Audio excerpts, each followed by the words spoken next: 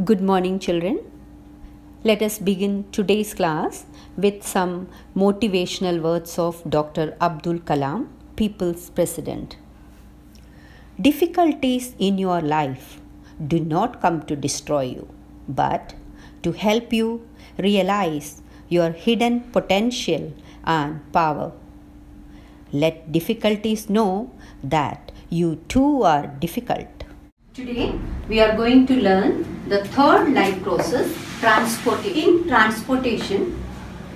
First we will discuss the transportation in a complex animal like human being. In human being, the transportation is performed by an organ system called the circulatory system.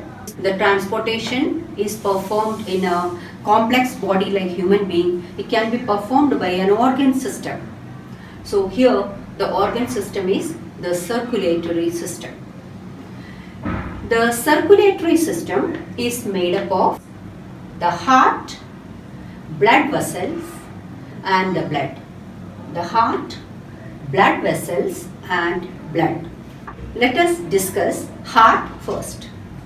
As you know, the heart is the pumping organ of the body. The great pump which continuously works throughout the life. Your heart started functioning when your body formed in your mother's womb. The little heartbeat. It's very fast. So, it's believed that the heart is almost the size of one's fist. Human heart has 4 chambers. Exactly speaking, the class apes and class mammalia, all members possess 4-chambered heart. This also you have learned in class 9. These are the 2 upper chambers called auricles. Upper chambers are called auricles, otherwise known as atriums. Atriums. The lower chambers are known as, these are the lower chambers, these are known as ventricles. Ventricles and ventricles together make the heart. Now let us talk about the side of the heart. This is the left side of the heart. Remember, where your right hand comes, that side is the left side. So you will mark this as the left atrium and this right atrium. Likewise, this is the left ventricle and this is the right ventricle. Why so? You are drawing the mirror image. So, don't confuse the side of the heart. Draw. So, this is the left auricle, left ventricle down, right auricle and right ventricle. What do the auricles and the ventricles do? Auricles always receive blood. From the blood vessels we call veins. What do you call the blood vessels which carry blood to the auricles of the heart? Veins. Likewise, ventricles always pump blood. Ventricles pump blood. Ventricles pump blood into the biggest blood vessels we call arteries. As I have already told you, the side of the heart, that is here where your right hand comes you will mark as left and where your left hand comes you will write as right. So this is the left auricle and this is the right auricle and this is the left ventricle and this is the right ventricle. Now we are going to learn the importance of the sides. This partition is known as septum.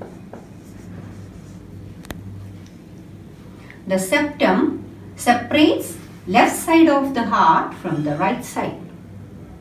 Why? Left side has pure blood.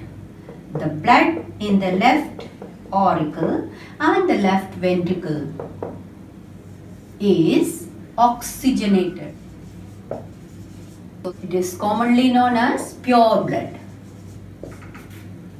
So the left auricle and the left ventricle contain pure blood, whereas in the right auricle and the right ventricle, these chambers contain deoxygenated blood, otherwise called impure blood. Let's have a recap now. Heart, the non-stop pump, the very first organ formed during the development of our body in our mother's womb, and it continues to work till the last breath. Our heart consists of 4 chambers. Upper chambers, auricles, which always receive blood from veins. 2 lower chambers, ventricles, always pump blood into arteries. Next point, oxygenated blood is seen in the left auricle and left ventricle, whereas right auricle and right ventricle contain deoxygenated blood.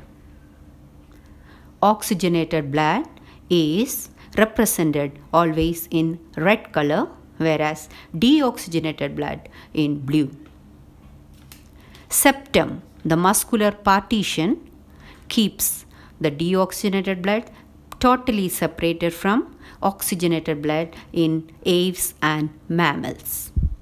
This helps these animals for getting more energy and to keep a constant body temperature.